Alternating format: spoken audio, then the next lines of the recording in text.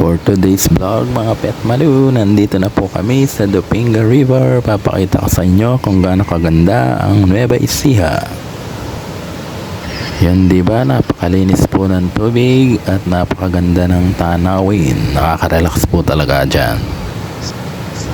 Bali, meron po silang cottage. Ayan po, bali 1.5 nung nagpunta daw kami. Pero mas mura kapag walang bakasyon or hindi holiday. Siyempre, hindi pwedeng hindi tayo mag-selfie kahit mainit. Go, go, go pa rin si Pet Malu. Siya nga pala, sa mga hindi pa po nakasubscribe, alam nyo na po yung gagawin. Matik na yarn.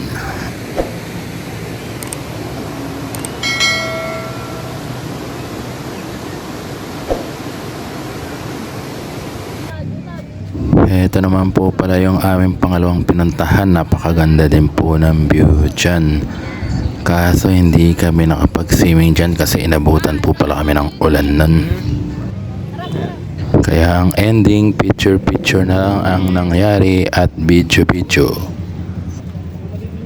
That's all for today's vlog mga Pet Malu. Maraming salamat po sa panonood. Keep safe everyone. Bye bye. See you on my next vlog.